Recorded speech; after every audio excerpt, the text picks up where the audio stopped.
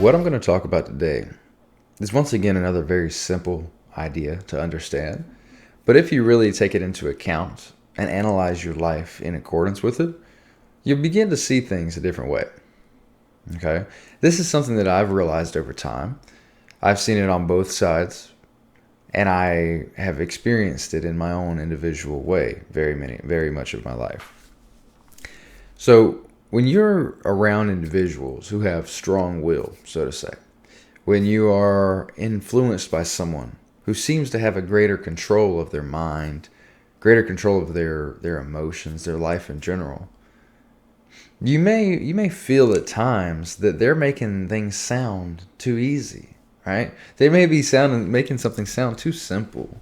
Something that is very hard for you to do, they're standing there talking about it like it's nothing.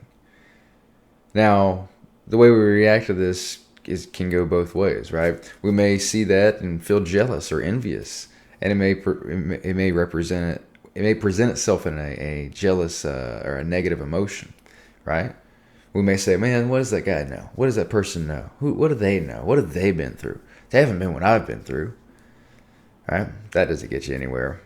But that may be how you feel, or you maybe react to it in a positive way. Right? This is the way we should react to it ultimately. Where we're like, hey, you know what? It seems like he knows something. Maybe I should stick around them. That girl, she's speaking something in a pretty smart way. I like that. I wonder what she knows.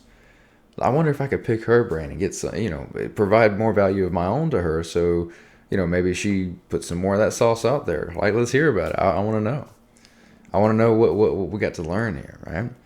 Two different ways to react based on how we really feel inside.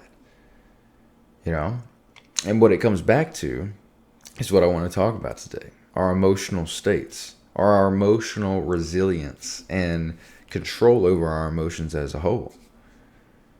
You see, we live in times more than ever before where many people are putting out the idea that we need to be as emotional as possible. All right, this is a simple explanation, right? But the idea is that there's a mental health kind of awareness movement out there. And first of all, I think it's great, right? We have to be focused on our mental health. We have to take care of ourselves.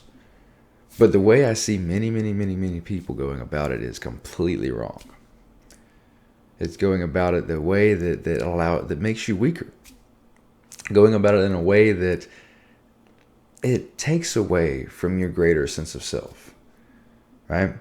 Instead of saying, you know what, I have these tendencies, I have this pattern, and understanding that's all of these emotional reactions are, right?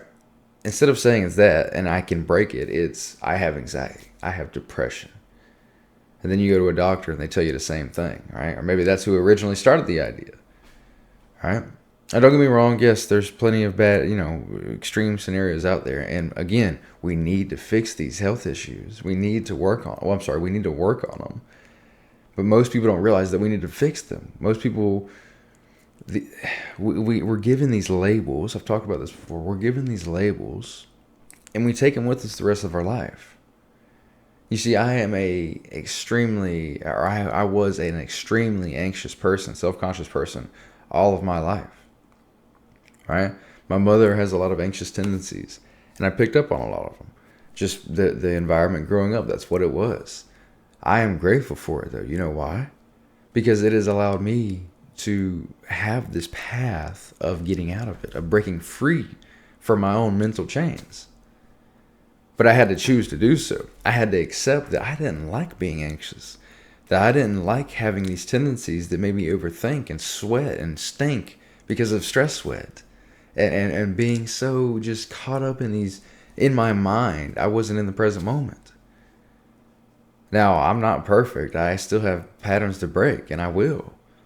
But my point is that I chose to have the emotional resilience to accept responsibility and then pursue changing that of which that wasn't serving me, that of which was only hurting me. You see, that was up to me and only me. And it's been a journey, man. But there's no journey that's better than unlocking your higher self, getting out of your own way so you can be your true self. Okay?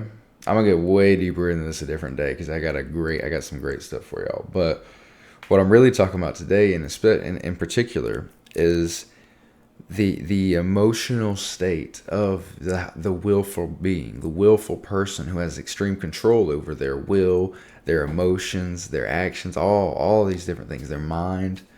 When you see that person, you spend enough time around them, you notice certain things, right? What do they say? Success leaves clues. You notice that they handle themselves in a different fashion. They operate differently.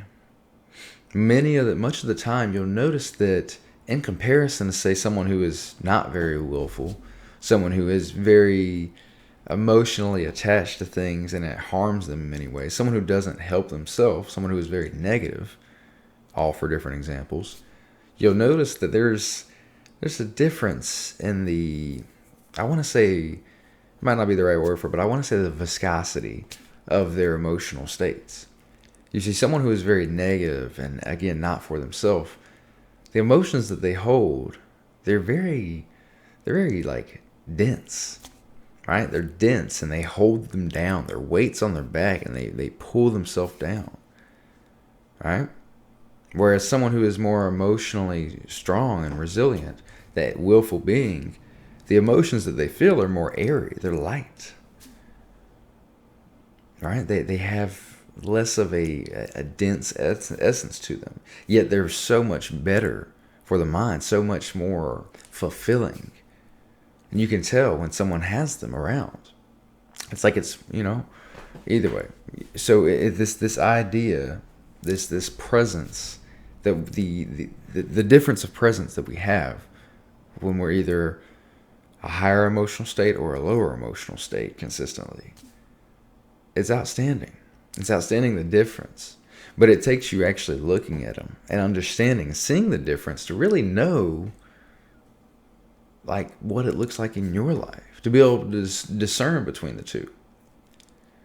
Because when you're at a lower state of consciousness, like such as apathy or grief, right? Really low states, right? Let's say, you don't know that there's states higher than that. You don't realize how low you are, typically. Because those emotions are so dense, they fill the mind space. They fill the mind space with this negative energy, this negative low frequency. And it tears you down and keeps you down.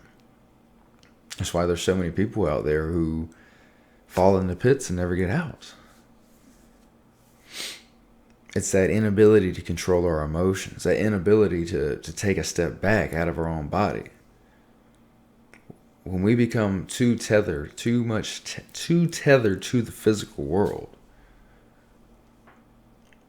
and our emotions control us entirely in a negative way, we're only doing ourselves and others harm. I hope you enjoyed this. I'm going to get deeper into everything I talked about here today. I had to put something out there. I wanted you guys to hear what's on my mind and hopefully get something from it. Guys, be airy out there. Develop those airy emotions, that emotional resilience that allows you to be the individual that you want to be. Remove that dense shit, man, because it ain't helping nobody. I love you. Let's go.